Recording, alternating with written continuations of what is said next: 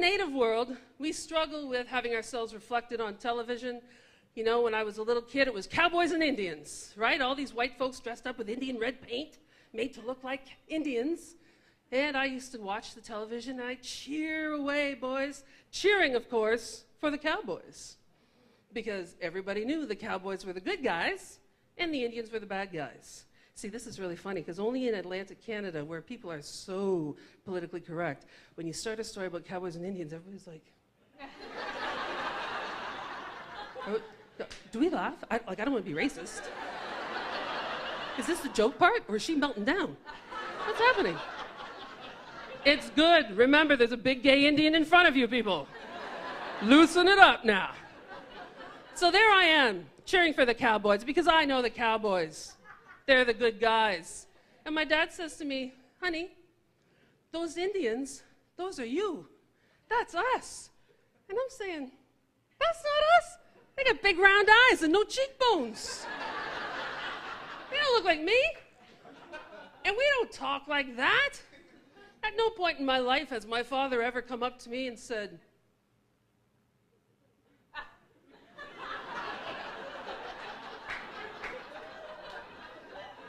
daughter,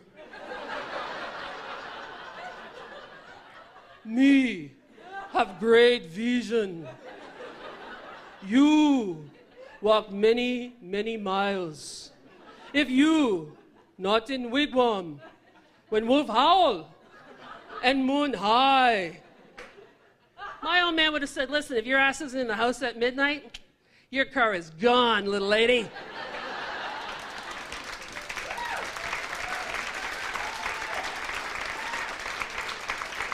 We just don't talk that way, you know. The other big thing that drives me crazy is now it's like 30 years later, so I turn on the television, because now we're politically correct. Look how politically correct we are. Y'all weren't even sure if you should laugh at cowboys and Indians.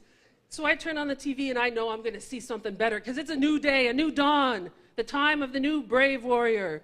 Turn on the television. Karnataka. Are you serious? This is where we've come. Oh, my favorite. So the people will know we were here.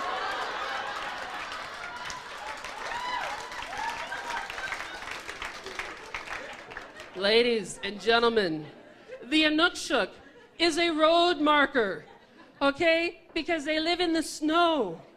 It would be like the Americans have taken over Halifax. And all these years later, some poor Halifax or Canadian actor needs a job, so he goes out for this commercial, and he's standing by a sign that says, Bedford, 14 kilometers. And he says, so the people will know we were here. Boy. Now, you know, they gave me the contract for tonight, and they were like, you know, tonight you don't have to worry about any kind of censors, because last year I said labia a lot. And ladies, you're not going to believe this, but labia, nose, toe, ear, labia. I didn't say C-U-N-T. I didn't say pussy. I said labia, and that was considered too out there. So I said, well, this year I will not talk about my labia. I swore that I would not do it. So instead, I want to end with a story about my mother's clitoris.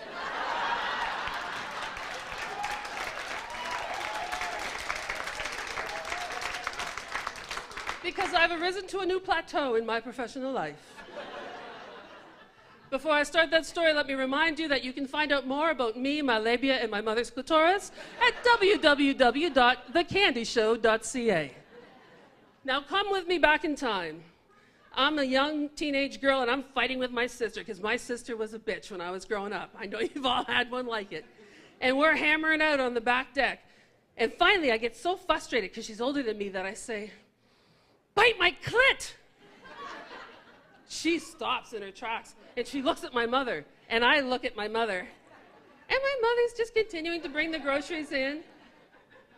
So Sharon says, well, Mummy, didn't you hear what she just said to me? She told me to bite her clit. Mummy's like, huh? Ma, I told her to bite my clit. You're not mad? what's a clit?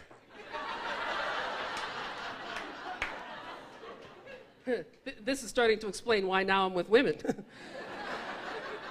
So I'm like, Mommy, your clitoris. You know, your clitoris. Oh dear, I don't know those little slang words you kids use. This, I swear to God, it's a true story. I was like, and this woman is like, 70 years old at the time this is happening. I was like, Ma, your pleasure button. Do you know what I'm talking about?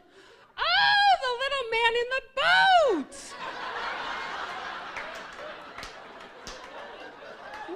Not even the little woman in the boat. It's a little man in a boat. How sad is that? So, I fall off the deck, and when I get up and I'm finished laughing my ass off, we go into dinner, me feeling somewhat sad about my mother's life.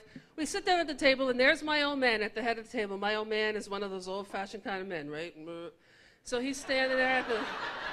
I don't need to say anymore, because y'all know. Because all the women know, because look where you're at. You know what I'm saying?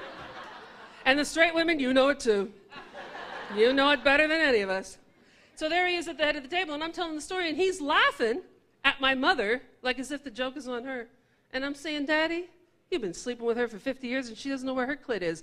The joke is on you. You guys have been great. Thanks.